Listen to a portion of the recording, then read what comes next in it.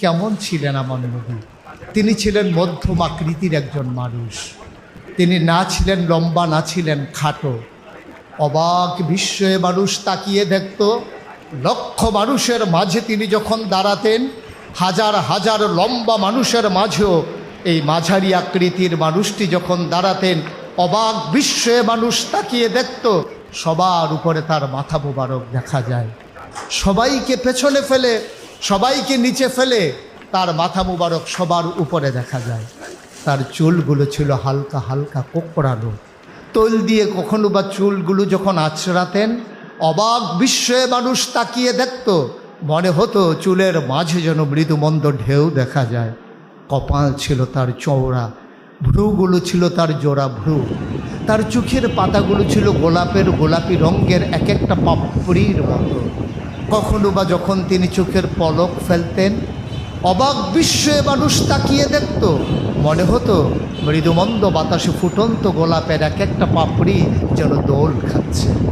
তার চোখের সাদা অংশ ছিল রক্তিমাপ সাদা, কালো অংশ ছিল তার কৃষ্ণ কালো।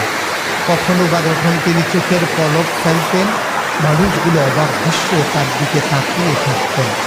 তার নাক ছিল খাড়া, নাকের ছিদ্রগুলো ছিল ছোট ছোট, আর ঠোঁটগুলো ছিল তার গোলাপি রঙের। ঠোঁটের উপরেই ছিল তার চিকন সরগুলো। তিনি কখনো বা যখন মুচকি হাসতেন, গোলাপি রঙের ঠোঁটগুলো যখন একটু কেঁপে উঠত আর ফাঁক হয়ে যেত মৃদু, আর মাঝের দাঁতটা যখন বের হয়ে যেত, অবাক বিস্ময়ে মানুষ তাকিয়ে দেখত। মনে হতো গোটা পৃথিবীতে যেন বিজলি চমকিয়েছে। এ ছিল তার সৌন্দর্যের আধার। তিনি কখনো বা যদি হেঁটে যেতেন কোনো মেঠু পথে, মরুপ্রান্তর দিয়ে তিনি যখন হেঁটে যেতেন, মানুষগুলো তার পেছনে পেছনে হাঁটত। 1 মাস পরে কোনো এক সাহাবা যখন ওই পথে আবার আসতেন, ওই পথের ওই জনপদের মানুষগুলোর কাছে জানতে চাইতেন, এ পথ কি মারিয়েছেন আমার নবী? কখনো কি এ পথে হেঁটে গেছেন আমার নবীজি?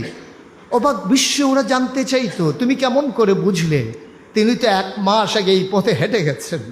সাহাবা চোখের পানি ছেড়ে দিয়ে বলতেন, 1 মাস আগে আমার নবী হেঁটে গেছেন, আজও যেন এই পথে আমার নবীর গায়ের জান্নাতি গন্ধ পাওয়া যায়।